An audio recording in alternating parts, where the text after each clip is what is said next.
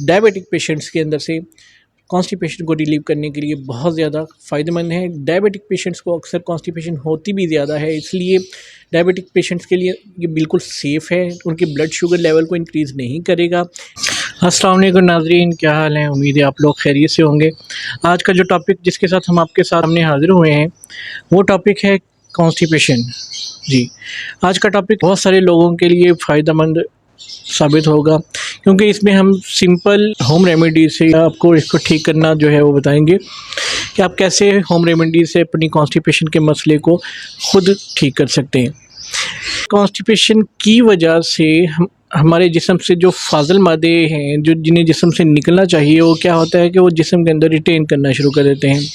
जो फाजल मादे हैं वो बड़ी आंत के अंदर जमा होना शुरू होते हैं, तो बड़ी आंत के अंदर ख़राश हो जाती है, बड़ी आंत की इन्फ्लेमेशन उससे हो सकती है। जब वो फाजल मादे वहाँ पर बहुत अरसे के लिए पड़े रहेंगे, उनमें फर्मेंटेशन स्टार्ट हो जाएगी। फर्मेंटेशन स्टार्ट होने की वजह से क्या होता है कि उसमें से गैसेस प्रोड्यूस होती हैं। गैसेस जो हैं वो हमारे जिस्म के अंदर से हमारे पेट को फूलने का सबब बनती हैं, पेट में दर्द का सबब बनती हैं, और अंतड़ियों की एक लिमिट है, अगर वो उससे ज़्यादा वो फूलती हैं तो वो डिफ्यूज़ होना शुरू हो जाती है हमारे दूसरे मसल्स वगैरह में, और ब्लड में शामिल होकर वो जगह जगह एक हमारे एक कॉमन टर्म इस्तेमाल होती है कि री का दर्द, कि हमारे जिस्म के अंदर बहुत सारी जगहों पे मसल जो है स्वेलिंग शुरू हो जाती है due to diffusion of those gases जो कि फर्मेंटेशन की वजह से प्रोड्यूस हो रही हैं बड़ी आंत के अंदर। सो जब कॉन्स्टिपेशन होगी तो वो मादे जिन्होंने जिस्म से निकलना था, जैसे सोडियम है, यूरिक एसिड है, तो वो क्या होता है कि वो जिस्म के अंदर रिटेन करते हैं। वो रिटेन करके दोबारा ब्लड का हिस्सा बनते हैं। ब्लड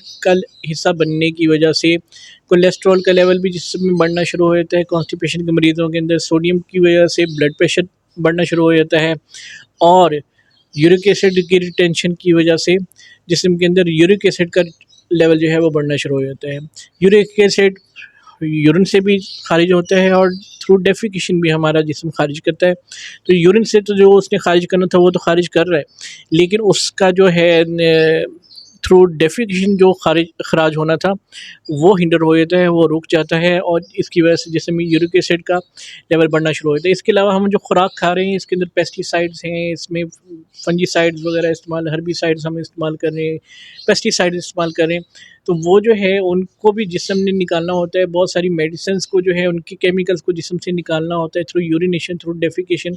तो जब कॉन्स्टिपेशन होती है तो वो सारे केमिकल्स जिस्म के अंदर रिटेन कर जाते हैं। उन केमिकल्स के रिटेन करने की वजह से जो हमारा जो है एनएस का रीजन है या बड़ी आंत का जो लोअर हिस्सा है वो उसकी स्वेलिंग शुरू हो जाती है। उसकी स्वेलिंग की वजह से बहुत सारे लोगों के अंदर पाइल्स का इशू शुरू हो जाता है, यानी कि अगर कॉन्स्टिपेशन किसी को लंबे अरसे रहे तो उसको पाइल्स का भी इशू हो जाता है। वो पाइल्स दो तरह की भी होती है।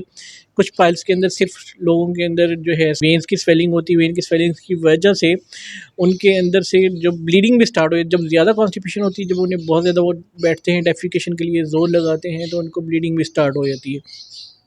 कुछ लोगों के अंदर सिर्फ उसके जो है मस्से बनते हैं, और वो मस्से जो है वो दर्द कर रहे होते हैं, और हम उन्हें कहते हैं कि ये बादी बवासीर है।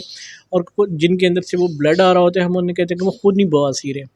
सो कॉन्स्टिपेशन बवासीर का बायस भी बनती है, इसलिए कॉन्स्टिपेशन नहीं होने देनी चाहिए। कॉन्स्टिपेशन से हमें अपने जिस्म को बचाना चाहिए। हम इसी कॉन्स्टिपेशन से आपको बचाने के लिए आपके सामने कुछ होम रेमेडीज़ शेयर कर रहे हैं। उसमें जो हम पहला जो नुस्खा आपके साथ शेयर करें, पहली होम रेमेडी आपके साथ शेयर कर रहे हैं वो है बनाना शेक। जी, बनाना शेक आपने बहुत मतलब पिया होगा, लेकिन बनाना शेक से आप कॉन्स्टिपेशन को कैसे ट्रीट कर सकते हैं ये हम आपको बताते हैं। कि जब आप रोज़मर्रा रूटीन में बनाना शेक बनाते हैं तो 1 या 2 केले 1 गिलास दूध के अंदर आप उसको शेक कर लेते हैं, साथ में चीनी का इजाफा करके अपना शेक बना लेते हैं। लेकिन जब आपने कॉन्स्टिपेशन के लिए बनाना है तो आपने 1 गिलास दूध के अंदर कम अज़ कम 5 से 6 केले जो है वो उनको शेक करना है। 5 से 6 केलों को 1 गिलास दूध के अंदर जब आप शेक करेंगे तो एक थिक सा लिक्विड तैयार हो जाएगा। ये थिक सा लिक्विड आपके जिस्म से फाजल मादों को निकालने के लिए, जिस्म से कॉन्स्टिपेशन को रिलीव करने के लिए बहुत बहुत बहुत ज़्यादा पोटेंट है। जी जनाब, ये तो हो गया हमारा एक नुस्खा। दूसरी नुस्खे की तरफ चले जाते हैं। जिन लोगों को शुगर का मसला होता है वो बनाना शेक इस्तेमाल नहीं कर सकते। क्यों? क्योंकि बनाना जो है ये जिस्म में से ब्लड शुगर लेवल को बहुत जल्दी इंक्रीज़ कर देता है। तो जिन लोगों को शुगर का मसला है वो क्या इस्तेमाल करेंगे, उनके लिए ये बनाना शेक नहीं है। उनके लिए जो हम बताएंगे वो है गुआवा शेक। जी, गुआवा का भी शेक होता है। आपने क्या करना है, 4 से 5 गुआवास, मीडियम साइज़ के 4 से 5 गुआवास को लेके उनको आपने स्लाइसिस करके आपने उसको दूध के अंदर शेक कर लेना है। दूध के अंदर शेक करेंगे तो वो आपका एक गुआवा शेक तैयार हो जाएगा।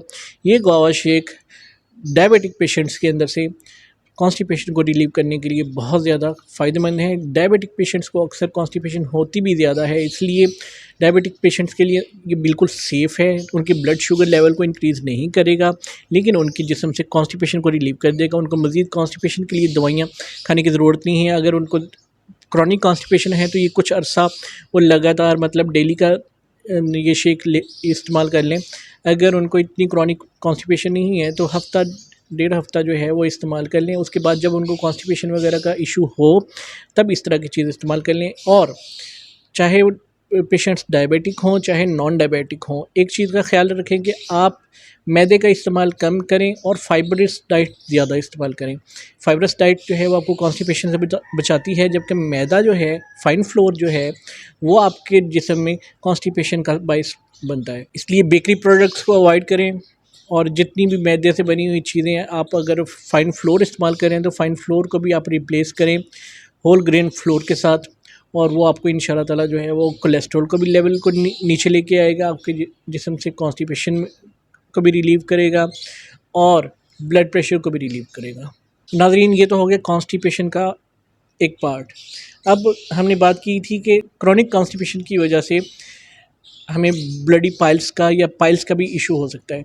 तो जब मैंने शेक बताया था पहले कि बनाना शेक या गुआवा शेक जो है, अगर ये आप कुछ अर्सा कंटिन्यूसली इस्तेमाल करेंगे तो ब्लडी पाइल्स का भी उसमें फ़ाका होगा, और उसमें जो है अगर ब्लडी पाइल्स नहीं है, उसमें बादी बवासीर है, तो उसमें भी आपको अफाका होगा। उम्मीद है आपको आज की हमारी वीडियो अच्छी लगी होगी। अब हमारी इस वीडियो के बारे में अपने राय का इज़हार करें कमेंट्स में आके। हमारी वीडियो को लाइक करना ना भूलिएगा और चैनल को सब्सक्राइब करना ना भूलिएगा। शुक्रिया।